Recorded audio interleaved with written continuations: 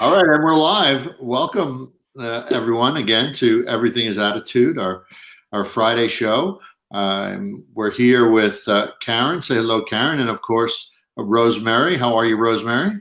I'm good. I just remembered I forgot my I'm so busy sorting Karen out that I forgot my sound off. So if my phone rings or anything like that, we I should just ignore it. I am It'll be fine. music for us, right? Sorry. It'll be background music for us. It'll be nice. Yeah, and it's live. It just proves that we're live, right? Yes. Yes, I'm fine. Welcome, Al. Welcome everybody to our show. Al is my co-host for this evening.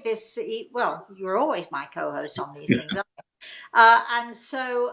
Today we have a very special guest. We have Karen, or as many people know, a Huey. Karen, um, I think in a couple of minutes, Karen, I will let you tell us all about yourself and why you volunteered to come on here. Karen has a very inspiring story. But first, Al, have you had a good week this week? I have, yes. Have you had a positive attitude? I have had a positive attitude. I'm actually going to, Karen, just adjust you a little bit. Shift to your left slightly again because you're facing There off you camera for us. Yeah, perfect. Okay. Um, yes. I had a good week. I mentioned on the show is the anniversary of my dad moving into the spirit world, but I still kept a good attitude, and I'm starting to remember the good times and not being as sad thinking about him. So I'm trying to stay positive about it, and I think I've succeeded for the most part, beyond a few moments. So, do you want to ask me if I've had a good week? I do. Actually, have you had a good week, Rosemary? I know you've been up to some really neat things with your cookbook. How is it? There you go. I have Although my fingertip. This is the. I don't know if you can see it or if the light's shining on it, but no, you can see it really well. Yep. this is my first. This is its first public appearance. Rosemary's Kitchen. I'm going to show you the back as well because it's Christmas, right? That's. Wow. Can you see it? I don't know how clearly you can see it there, Al. Yeah, we can see it. Yep. That's my Christmas cake. And I'm just getting ready for, and this is just to show you, this is my daughter Samantha and my darling boy Reese and I in Rosemary's Kitchen. And I'm just touching up and doing the final edits. It'll be ready hopefully by Monday or Tuesday and ready for Christmas. So although I can't say anything about that too much because I don't want my daughter to know. It's a surprise. All right, let's get back to our show tonight. Karen, Yes. just a little bit of background here. Karen has been my student for how many years, Karen? Yeah. 16, 17 years maybe. Have I known you that long? Yeah. And I haven't killed you yet, or haven't damaged you in any way. I haven't. Not yet. It's been close sometimes, but not yet. And you haven't done anything to me either, Exactly. except drive me crazy sometimes. But okay, for everyone out there, you can see that Karen and I have a really lovely relationship. She is, without a doubt, one of the nicest people I know, which is saying something because I know an awful lot of people. And she's one of the nicest people that I know. And I think, Karen, why don't I hand it over to you for you to begin to tell your story? Now, just remember, it's just you and Al and I. Forget all those other people out there. If you get a bit nervous or you get a bit tongue-tied, that's all right. We'll save you, won't we, Al? We'll just dive in and help her out. We will. So, Yes. so Karen, why don't you begin by explaining why we advertised you as an Olympian? Many years ago, I was on the Canadian national field hockey team, and I played for quite a few years, and with many challenges. And I guess the main thing was that I've had many challenges in my sport, and it a lot of to accomplish what I accomplished. It had a lot to do with mindset, and positive attitude is a big one. So I thought I could maybe share with that. Even with some of my challenges, I had to really come about how did I continue going? How did I keep my positive attitude? How did I stay focused? How did I stay? And there's many ways that we worked on that very hard. Actually, it was very Well, important.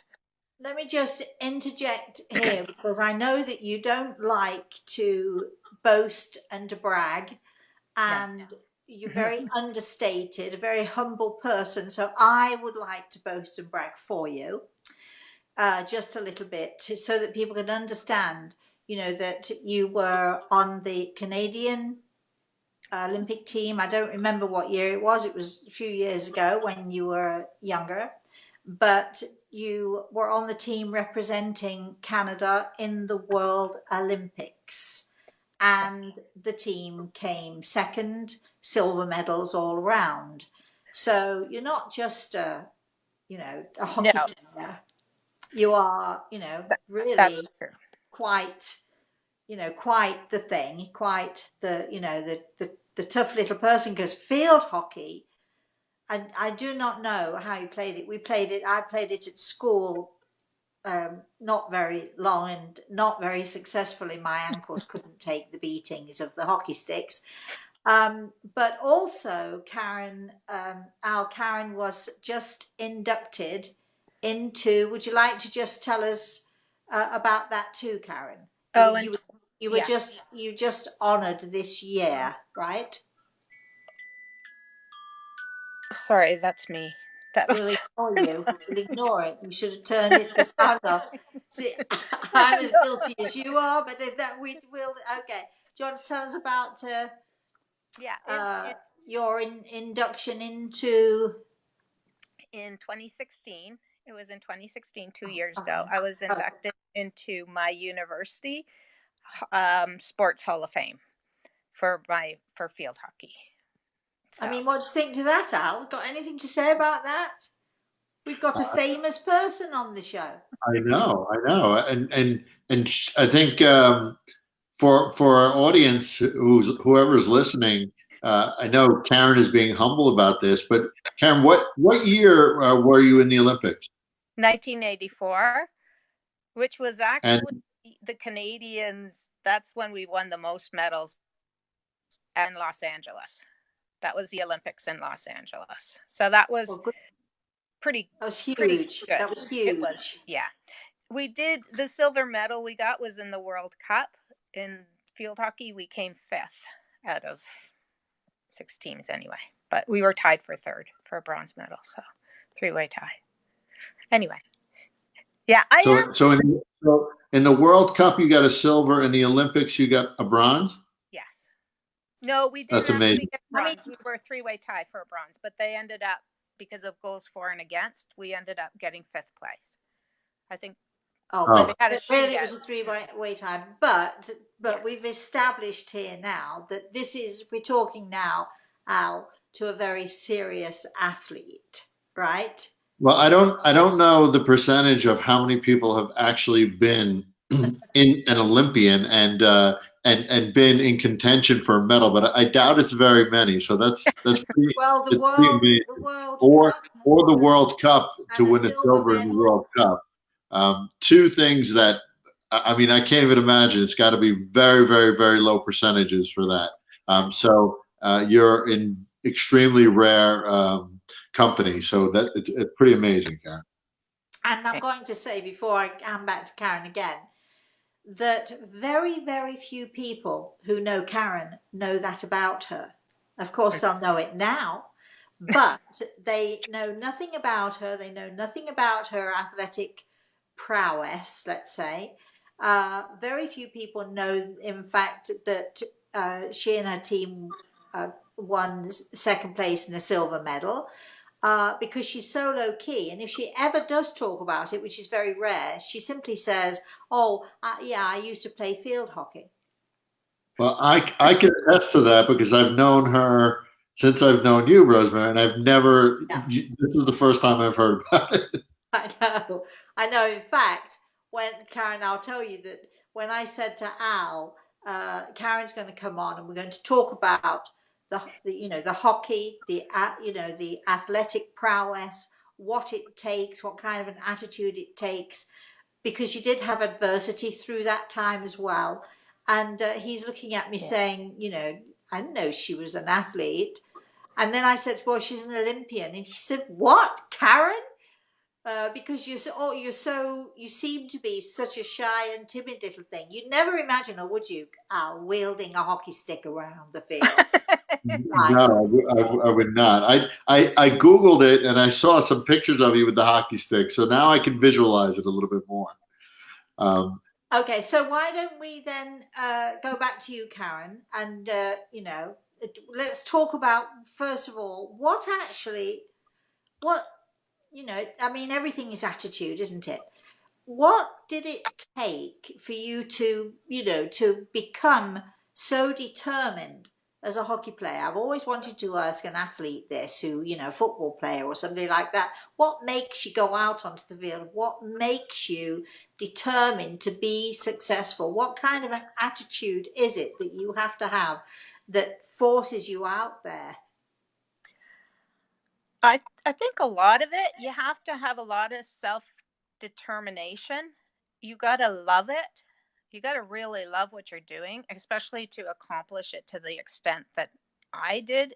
Like, I think when we were athletes, there was no monastery. We had, like in the 84, there wasn't, like, we had to do it because we really loved it. And you really love what you're doing. You love getting better. Like, Yeah. there's this thing about improving on yourself and accomplishing kind of goals for yourself. It has to do with a very strong focus. Like, I think really strong focus is a huge one.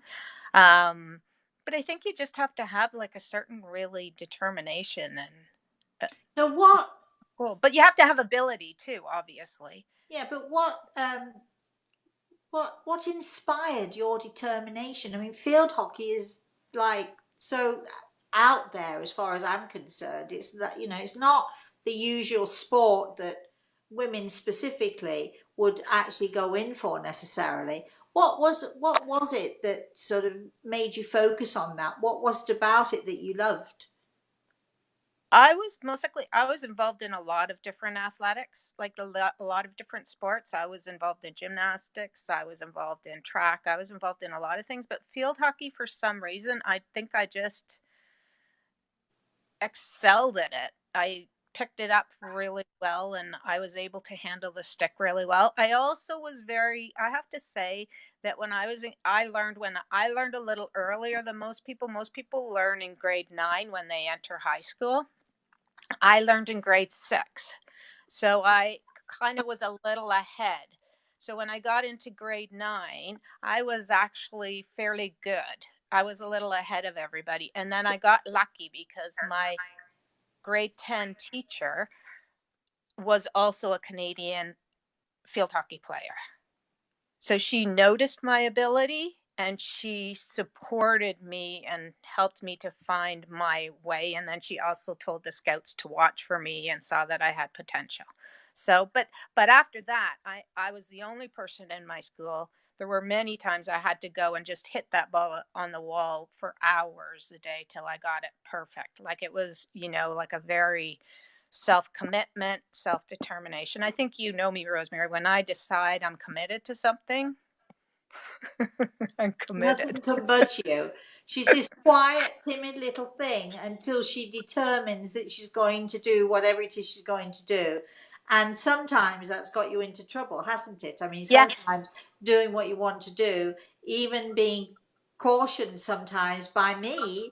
But if you decide on something, you're going to do it anyway, no matter who warns you, be a bit more careful or be a bit more cautious.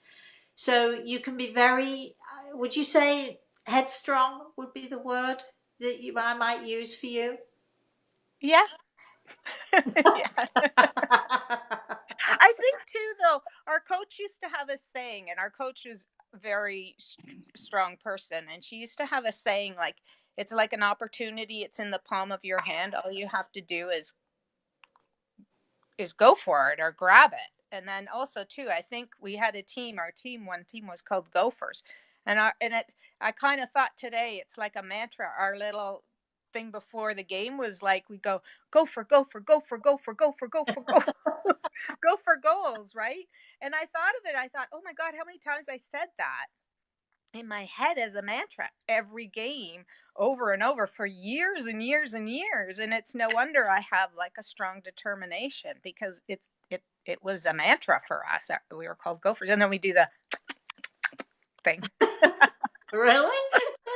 Okay then.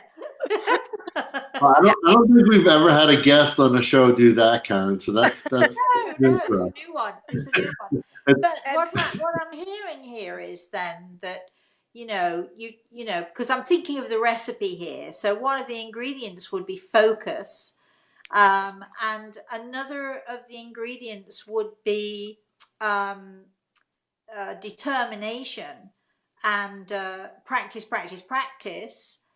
If anybody's out there who wants to be an athlete, whether it's whatever it is, it doesn't matter really, does it? Whether it's field hockey or whether it's ice skating or whether it's swimming or whatever it is, if you sort of and you've also you said, I think the most important thing is you've really got to love it, perhaps to the exclusion of many other things. You've got to love it enough to set aside other things in your life. Would you say that's true? Um, yeah, yeah, we did. I mean, obviously, yes, we did make sacrifices. We did, I mean, I think back, and we were so focused, and our time was so committed to our sport that we didn't have time to socialize the same as most of my other friends did.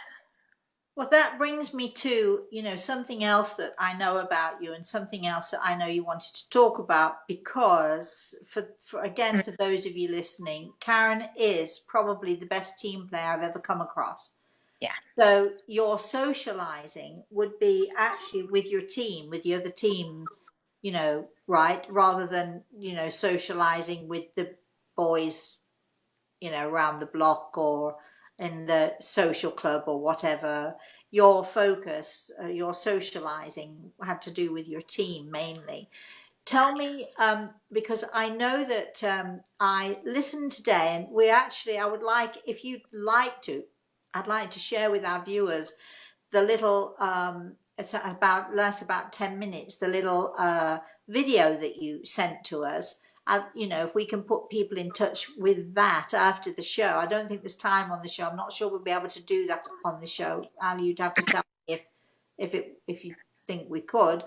But this is a film about Karen's induction into the university, and the two ladies who are speaking about you, and they talk about your smile, that you were always there, you were always smiling, and you were a fantastic team player and did a lot to keep your team together, right? You said to me, I was never the star on the field and I didn't want to be the star on the field, but you were there to back up the stars on the field. Can you talk to us a little bit about that? Yeah, when I was on the national team, I had a position. This is kind of goes into attitude a little bit, because for many years, I had a pretty solid position. No, none of us had a solid position. Our coach liked to switch us around all the time to make sure we didn't feel that we had solid positions. But we were before the World Cup. We were in Australia preparing for the World Cup for 2 months. And the first week of being there, I injured myself. And I injured myself quite badly. So you can imagine an athlete who trains so hard for years and years and years. It's the one thing that you dread, right? The one thing you dread. And in those days, I tore my meniscus, which wasn't much in nowadays, it's not like the same, but in those days it was like major surgery. And my concern was, because it was the first week, I was going to get sent home, because there was no question that we could very easily be sent home. And I remembered going back, and my roommates, we were all crying because I was going to get sent home, and we were all upset. And then the coach took me to the doctors, and we asked the doctors if I could make it worse, and they decided no, I was going to be okay. So the coach decided to keep me. But in the meantime, while keeping me, you know, I had to journal, and it meant that I was never guaranteed a spot, and my position changed, which meant that my role for the team, I think, changed a little bit, where I was kind of important, not so much on the field, but for the uh, for off the field also. And I kind of picked up on that, and I think that's um, So your role was to be supportive of your team and encourage the team, and uh, you I, know, yeah, I think all of us had that role, but for some reason, because I wasn't like, I don't know, something switched. I don't know if that makes sense, but I did pick up on times when I don't know if it's because I picked up on energy, but I did pick up on times when like we were getting down, and then I'd goof around and try and pick up the team. And I mean, I think we all did, but I think I had a little bit of a different role in that. And I do remember the coach perhaps always saying, perhaps a more positive attitude. Sorry, and the coach said, and I remember the coach one time saying, "You'll always be here for your smile." So that kind of told me something, that it wasn't just about my playing, it was about what I brought to the team as a whole type thing. So, um, I mean, there's more to it, because I obviously knew in the time that I was journaling, I knew every single play on that field. I knew how to mark the German that was the wing. I knew how to mark the Dutch person who was the inner. I knew how to mark, I knew how to go in anywhere and do almost all these different things on the field. So I kind of, because I was journaling constantly, everything. So didn't you also tell me, because we spoke this morning, didn't you tell me that you had I forget what you called it now, you had a book that you jot things down in? What was that? I had a journal that I had to journal. So I had to journal like every how I was doing as far as my knee, so that if I had any problems with my knee, we knew whether to take me off and give me a break, because I might not go the same distance that everybody else did, although most times I did go pretty much the same distance as everybody else. Well, that's that With determination, right? That's yeah, that positive attitude. yeah. So, I mean, if you could uh, say to like youngsters who are still at school, or people wanting whatever it is, whether it's music, whether it's being an artist, a writer, a sports person, whatever it is, uh, what would you say to people would be the best thing that we could use to develop that really positive attitude? That's because without a good attitude, you're lost. You're really lost.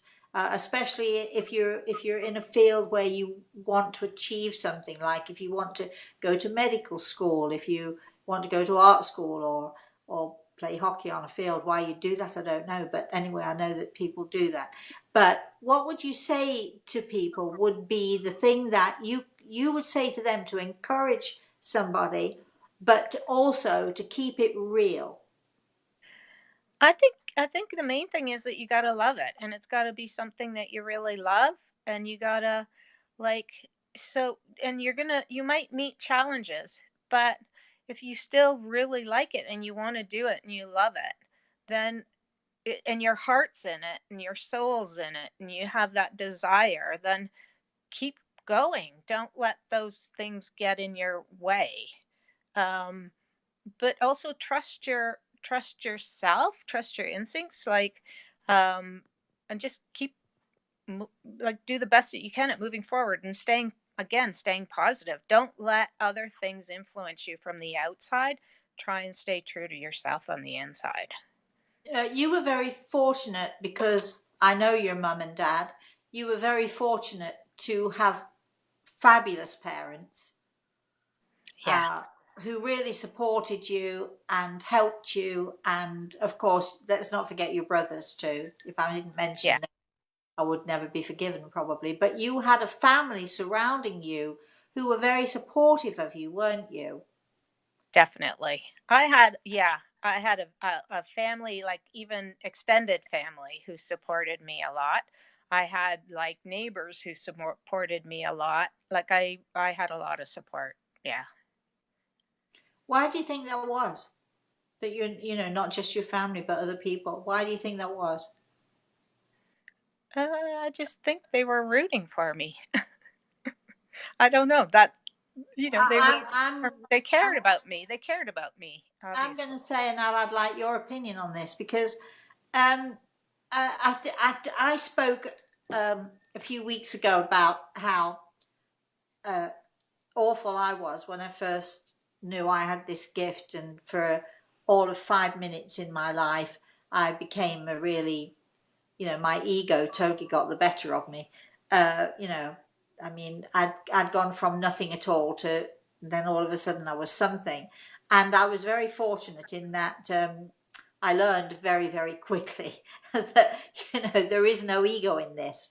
I think that I know you very well, and you have no ego whatsoever. I mean, you aside from being aware of self, when I say no ego, you're not egotistical at all. And again, it's about what you said to me. I think it didn't matter to you that you weren't the star player. You were part of the team. So there again, there's no ego. You were not pushing anyone else out of the way to be center stage in any way. What do you think so far to what Karen has said, and what do you think to the idea of, because I think sometimes ego is the thing that really does get in somebody's way. Mm. I do agree about ego, and it is tough when you're really good at something to not only not have the ego, but not be perceived as if you do have an ego too. While you were saying that, I was in regard to the support, Karen. I do think, and your brother Rob is on there too, and he made a comment. I have never known someone who is more positive and has a great attitude, and I think having a positive attitude, and You mean he's giving us a comment on here, is he? he is, yeah, he Hi, did. Rob. Yeah, he's had a couple comments on there, but I think uh, what happens often when you do have a positive attitude is it becomes viral in nature, and people, if you have a positive attitude with others, they in turn have a positive attitude with you, and I would guess that that's one of the reasons you had so much support, and it's a testament to whether you truly have a positive attitude or not, and I think you did, and that's probably why you had so much support going through this. I think it's true what you're saying is that a positive attitude is contagious. And Correct. when it's to do with sports or something that people can actually see rather than something that's going on, like for instance I sit at home and I write and nobody sees it but me, but when you go out onto the field or if you do a TV show or when people perceive you as something, especially in sports, because people get a little bit of fervor, don't they, going with sports and wanting this team to win or that team to win and so on. And of course there's a lot of competition there. I think that if they can see a player is both has humility but also focus and determination and that positive attitude, I think that's where people will support you. So anyone out there listening who would like to achieve whatever it is that you would like to achieve, I think it's listening to Karen and listening to what she's saying, I think is it's very, I think it's very very helpful, and I think your story is really really inspiring. I know you don't think so because you're that wonderfully sensitive person with a tremendous amount of humility, but if you won't say how good you are, I'm going to tell the world that you're brilliant. And Rosemary, I think that with sports in particular, Karen, I don't know if you agree with this or not. It's really a little mini lessons for life, right? It's kind of like a micro life in itself. And if you could have a positive attitude through even playing one game of sport at a sport, that's pretty impressive because there are ups and downs, and like you mentioned, injuries that happen. So to have that attitude up to an extremely high level is amazing, and again, a testament to your determination, not just to succeed on the field, but to keep smiling. And that's one of the comments we heard is pretty profound, and I think something that people should really pay attention to. I hope that people really pay attention to. Before you chip in here, because I would like you to make a comment on this as well. I do think it's important for people to understand. I mean, obviously, Karen is determined. She worked through her injury. She had a lot of help with that injury. So she had focus, she had determination, she had a positive attitude. But she also, I think, had wisdom enough to sit down with her journal, to write things down, so that when she actually got back on the field, she had something positive to look at. Because there are lots of people and athletes, perhaps particularly, who do stupid things because they want to get out on the field too soon, or they want to push themselves, or go for something too soon. So being wise about your own body and about what you can do and what you can achieve, I think, is another of those ingredients that we have to have in this recipe. Don't be stupid. Be sensible. Karen, what would you? The one thing is, you were talking that I wanted to mention. I think that's really key, because when I watch different athletes now, and I watch different games now, and I see when things aren't going the way you want it to in a game, it's really hard, because it's really easy to fall into that negative attitude in a game, right? When things aren't going. And I remember the one saying that really sticks in my head was, and I wrote it all the time, and I even checked how many times I did this in a game, was, and it might not sound right to some people, but it was, I wasn't allowed to say "oh damn" ever in a game. So when you're playing and somebody comes and you miss that ball, I was not allowed to. This was what I set on myself. I couldn't go, "oh damn," because in that second that I did that, my opponent was past me. So and when I see it in other sports, those that do really well as athletes, and I see when they mess up and they don't let it get to them, it's a mindset. And those who excel and are really great, and you see them as the captains. I'm trying to think of the guy who's the captain of the Pittsburgh Penguins. They're the ones who, when things don't go the way you want it to, you can't get caught into that. You can't even let yourself do that sigh, because as soon as you do that, you've fallen into that negative and you've lost your focus, right? sense, and you've totally lost your focus. But in that moment, the opponent has gained field on you, right? So basically, don't pause to either berate yourself or to wish that something different was happening. Don't stop to think, "oh damn," or whatever you might say. Don't stop to think, "oh no," because in that moment of your going inside yourself and starting to feel bad that something happened, your opponent has whizzed by you in that moment. Totally, you're beat. So what you're saying is, don't give them that moment. Yeah, not even that moment. And I used to say, "oh, I did it 2 times in a game." Like, I used to have to be that perfect. Now I don't go on perfection. I know none of us are perfect, but in a game as an athlete, that's what you had to do to be at that level. Right? Karen, do you apply that same principle to your life? I was just going to ask a question. I'm also I think I do in some ways, but I also know I'm human. I'm also human. So I think what I do is that when I do kind of do things and kind of go, "oh shoot, I shouldn't have done that," I think I kind of go, "okay, but let's take this and let's learn from this."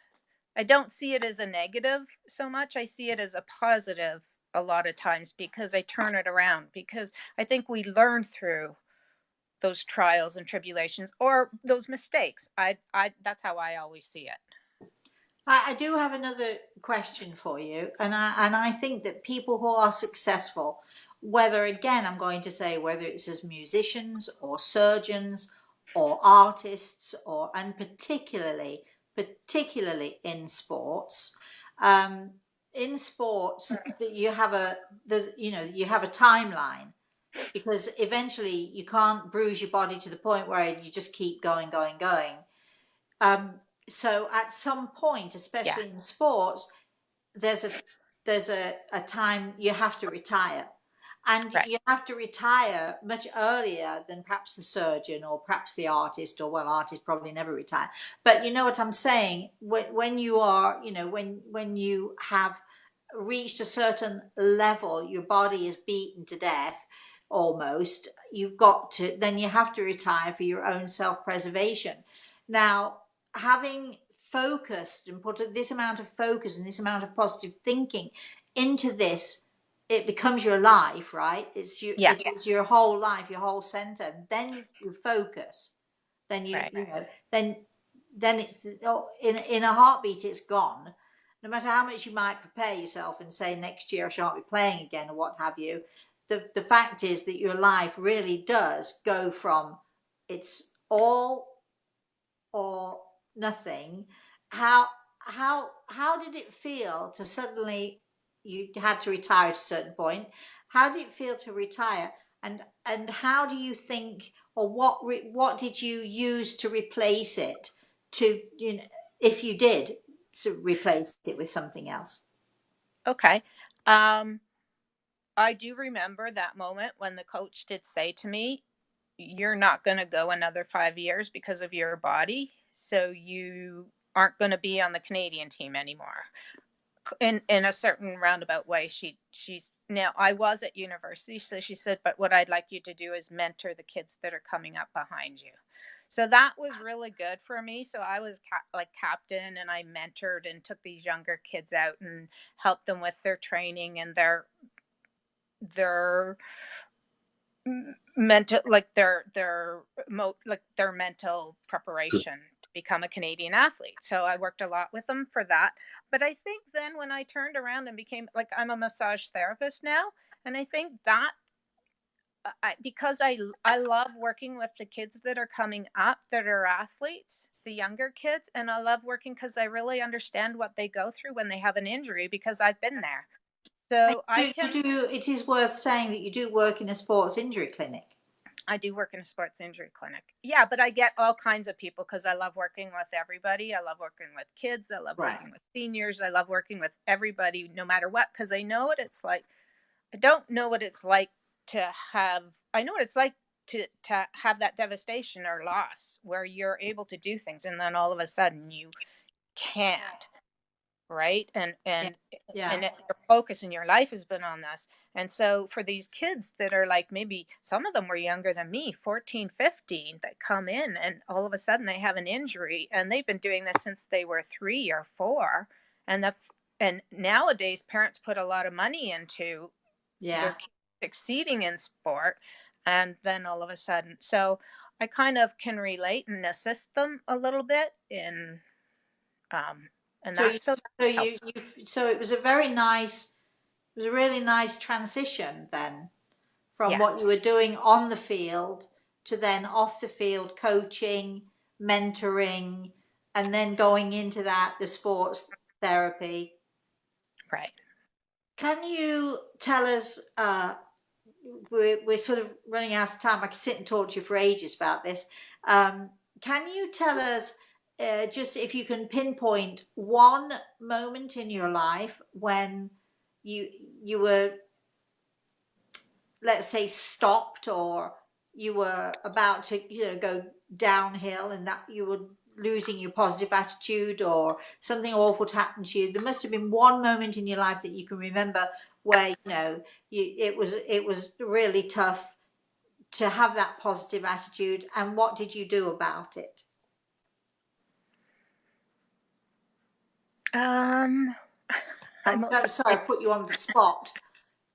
I most likely know it now more when I'm nowadays, I think, and it has to do with stress. I think when I'm dealing with stress, and stress, something comes at me that's unexpected, maybe, or I'm in a group of people who aren't so positive, and I can feel that negativity in the group, and I don't know how to remove, or when something can't be fixed. I think that's the other thing, when you're up with something and you can't fix it, and it's stress. And I think I really, you know what, I realize that what I've learned in how I deal with it now is maybe I go to prayer, I go to meditation, I kind of do a lot of mindfulness stuff like breathing, and which I didn't have those skills before, and I have them now to kind of ground myself. I mean, I obviously was able to ground myself before and kind of remove all that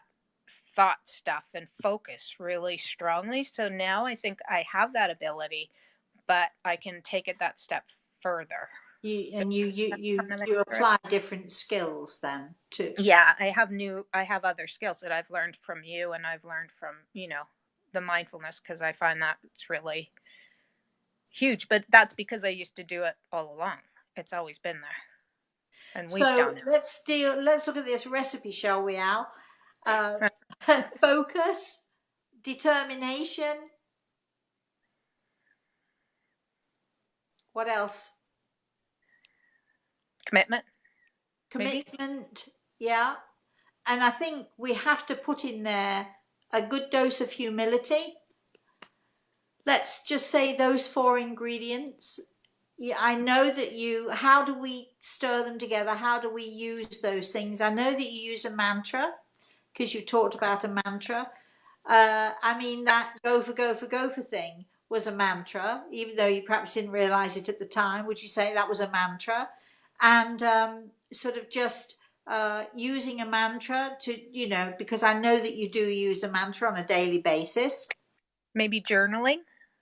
Journaling is really good. Writing things down so that you're able to go back to them later, and you can see. I think when you go back to things later, you can see where you could have done better, where you need to adjust your attitude a little bit. But when you write things down as they're happening, I think it's a really good thing. Sort of then you go back and you look and you think, well, I could have done better here, or maybe if I'd have done this or this there. And I know that applied to you, right? Yeah, definitely. And Rosemary, with that, it would be focusing on the present, right? Not harping on what's just happened, and focusing on the present. Would that be accurate? To get rid, don't say "oh damn," essentially, right? Actually, that's huge, because again, when we would go on the field, everything else that was a problem, we would put it aside, and we would be in the present moment of what we were doing in that moment. You can't do what you do and not be present with that. living in the moment, I think. And Yeah. it's so many of us don't do that.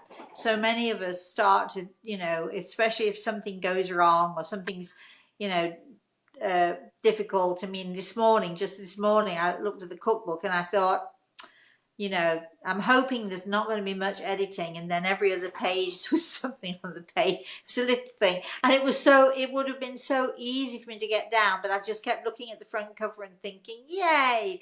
So focusing in the moment and not letting the negative thoughts or the negative feelings get to you. Easier said than done. But do you think that your mantra helps you with that? Because I do find that a mantra pushes me forward and urges me on to be more positive. Would you say? I would say I use mantra a lot in my work. A lot, a lot. It's one of the things that I my go-to If frequent. if you could give sort of just a couple of words more of wisdom out there to people listening in, and especially to the younger people, or especially not even to the younger people, because actually when you retire, people often start a new life or new beginnings. So those people who are out there and thinking about new beginnings and new starts, or what they could do if they dared to do, if they dared, what would if you could give somebody some just good advice, what would it be? Oh, you asked me. Yeah, I'm asking you. Yeah, Um, you're the guest.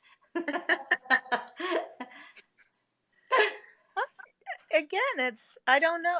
It's just about being true to themselves and kind of doing the best that they can and loving themselves. It's like, I think the mantra, I am doing the best I can, or I am brilliant, or I am, like it's that self kind of love thing, I think, which is important. Without, obviously, I'm not one who's like, I am humble. I know that about myself. I'm not conceited. So I don't mean like blowing your head up with that. I think there's nothing wrong with saying, you know what, I'm a good person, right? Like I'm a good person, and I think that's okay. And that's big for me to say that. I'm almost going to tears to say that because that's a tough one for me because Because you're so shy and you hate to blow your own trumpet. I'm not really. When I work, I'm very confident in who I am and what I do. But I'm not. I'm not. Yeah, I don't like to blow my own trumpet, I guess. You are gorgeous. I love you to pieces. Let's just mention that a mantra, for people who don't know what a mantra is a sequence of words of power. What are words of power? I is a power word. Can is a power word. Will is a power word. Shall is a power word. So when you string a sentence together, your mantra together, I will, two power words. I will lift my face to the sun, and all good things will come to me is a great mantra. And you repeat that 10 times over, 3 times a day, or whichever you choose your mantra to be. But remember that words of power can be negative words as well as positive words. And if you're a person who continually says, I can't is a power word. I can't, 2 power words. I can't do this. Negative. You're going into the negative all the time. Um, I don't like this. I don't, can, shall, will, shan't. All of those words are power words. So when you're using your power words, use the positive power words with your attitude. Use those power words to drive your attitude in a very positive and a very, a very constructive way. Al, do you have anything else to add to this? No, I just I want to thank Karen. I know, especially towards the end, she got emotional and it was a challenge for her, but you did amazingly well. You really Um, did. and I do. I hope people heed your words because having that kind of discipline and commitment on a daily basis is a challenge for most people. I would say around. And like I said, you did it at a high level, and it sounds like you continue to do that to keep what you've learned from the past and apply it to the present, which is a really wonderful thing to do. Thank All you. right. Well, I'm afraid we've come to that time. It wasn't so bad, Karen, was it? It No. went fast, really. I think it's been a nice show. It went really fast. And Karen, I found you extremely inspirational, as I always do. So I'd like to thank you very much for coming on the show. And we'd love to have you back sometime. Al, thank you Thank you. very much, my lovely co-host. If you want to know more about Al, you can reach him, Al at alpasano.com, right? Yeah.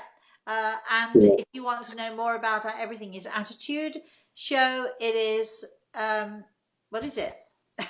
Info at everythingisattitude.com. Info. Al's going to put it up. Info at everythingisattitude.com.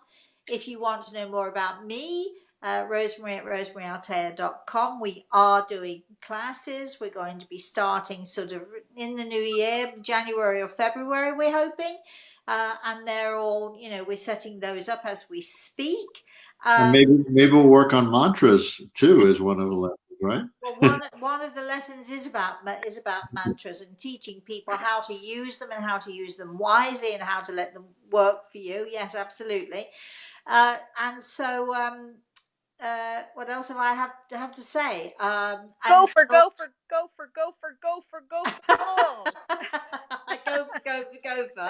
Okay then.